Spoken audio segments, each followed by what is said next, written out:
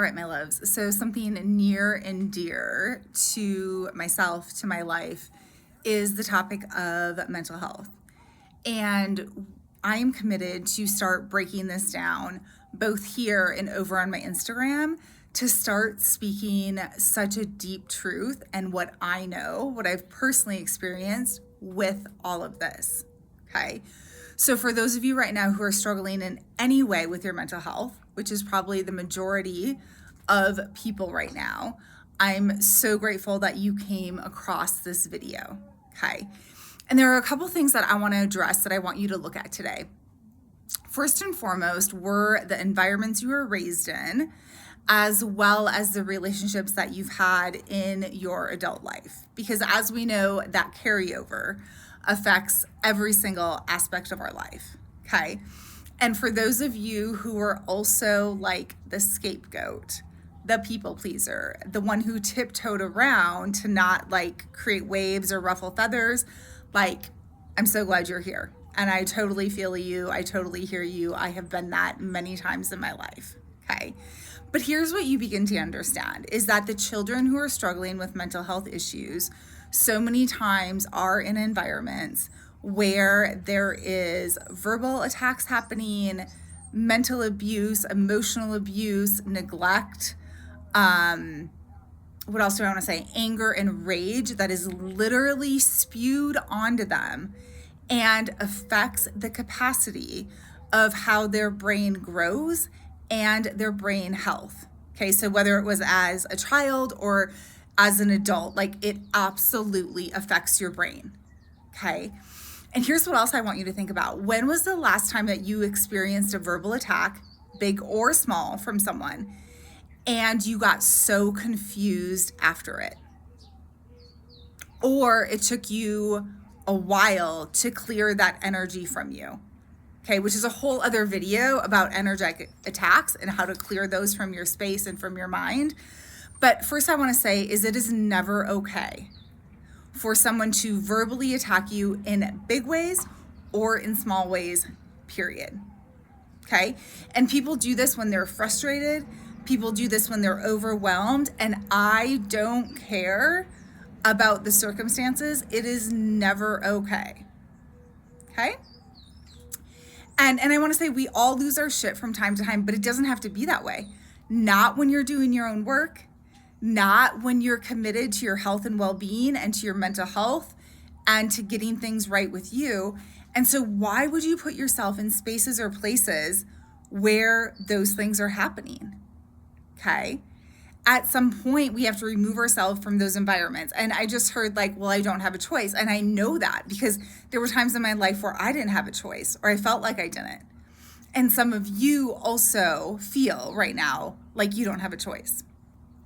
But what I want to remind you is like, you have to save yourself no matter what. Okay? And look at the impact that these little attacks or big attacks are having on your health, on your mental health, on your well-being, on your money, on your abundance, on your business. And ask yourself, like, is it really worth it? Because there have been times in my life where I have said, I will do anything to not be in this environment where there is neglect, abuse, anger, rage happening. Okay?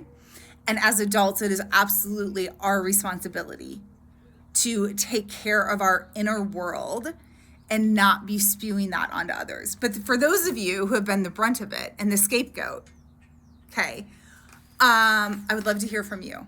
And I want you to know that your environment is so crucial to your mental health. Okay. And the other thing I want to address really quickly, and like I said, I'm going to be doing more reels and just like speaking the freaking truth because you are not the problem. And I want you to know that. Okay. And I also want you to own your accountability and the way you gave your power away and the way that you allowed people to power over you. Okay. And the way you kept yourself in toxic situations when you didn't have to and removed or stayed way too long and should have removed yourself, could have removed yourself much earlier. Okay, the wounds in you that were activated, the trauma bonds that were happening that are so incredibly hard to break. Got it? Let's acknowledge all that. Let's own our part in this. And then also the addictions that it led to. Okay, so whether that was alcohol, drugs, sex, porn, shopping, like running away from things, running away from life, like whatever it was, those were a direct effect of the abuse and the trauma that you have experienced along the way, that was held in your body, that was held in your psyche, okay, that you wanted to escape and numb and do all the things. Okay, now again, we have to take full responsibility. Yeah, for sure. And yet, when you can see the connection and see the correlation, look at when, okay, let's say alcohol, for instance, you stopped drinking alcohol. You felt amazing, all your energy, your mind started healing, your brain started healing, like all this amazing stuff. And then maybe you got in certain situations or certain environments where you started drinking again. Why was that? What is the precursor, or what do you notice in these patterns of when alcohol becomes an issue for you, or food, or whatever it might be, looking outside of yourself for some escape? Okay, what is the common denominator in those times as you look back through the course of your life? Okay, and safety is such a huge one for so many of us, like not feeling safe in this world, didn't feel safe in our homes, looking for the safe place, like all of that is like another pretty common denominator in this whole thing, okay? But that's why at some point we have to then do our own healing work, our own wellness, our own well-being, like learn all these tools and techniques, not so that we can encounter more attacks. No, so that we can heal ourselves and go on to then teach and let other people know everything we've learned that helped our brain, that helped our mind, the things that we had to let go of, the people we had to let go of, the environments we could no longer be in order to truly thrive and come out the other side. Okay, so when you've been through these scenarios, these situations, these traumatic events, and you come out the other side and you are the light then for so many other people, you are that beacon of hope. And that's why I'm here, like, going to speak more about this. And again, it gets back to like, you were never the freaking problem. Okay.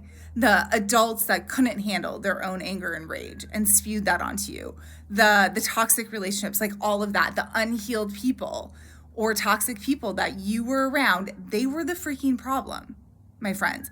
But you have to own your part in it, your accountability as well.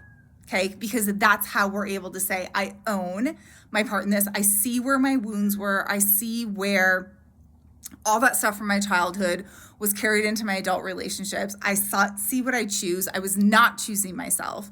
I was trying to fix and heal and help others at the detriment of my own well-being. Okay, so you own all that and take your power back fully, which, like, again, it's like, okay, there has to be courses on this. There has to be teachings because it's like a step-by-step process. There's so many tools, techniques, exercises that you have to do repeatedly in order to help your brain, in order to heal your brain, in order to get your mind straight. Okay, and again, your environment is fucking crucial, my friends. Okay, but if you have mental health issues, what I want to tell you is you're not the fucking problem. Okay? And that there's so many things that you can do to help and move beyond those things. And you want to look back as like, when was your mental health the worst? Who were you around? What environments were you in? What were you engaging in? When was it the best? Who were you around? What were you doing? What were you engaging in? Okay. Most people have mental health issues and will never talk about it, will never get a diagnosis, will never let people know, but you see them because of the way they treat others. It is so clear that something is not right within themselves. Okay. But you don't stay in those environments. You remove yourself and do what you need to do for you so that you can be at your best, at your healthiest. This is your freaking life, my friends. And you get to live it in the best way that you know how, absolutely thriving. But you cannot thrive in environments with sick people, with wounded people, with toxic energy, any of that. And the scapegoats are actually the ones that become the greatest of all time. So just a little side note there for you, note to self, you will freaking rise and create something so amazing, so beautiful in this life. So take all that energy you have, get yourself out of those toxic environments and start freaking pouring into you and your life rather than pouring into others. Got it?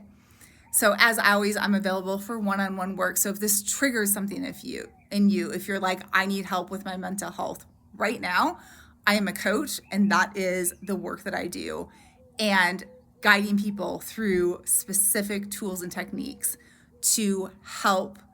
And it's even like having a routine and having structure and having these non-negotiables that you have to have in order to help your brain and help your life and help your health. Okay. In order to get you absolutely to the place that you know that you can be when you are free of all of that toxic energy, my loves. Okay. So much love, many blessings. Of course, boundaries is a huge thing, so I'll be touching on that.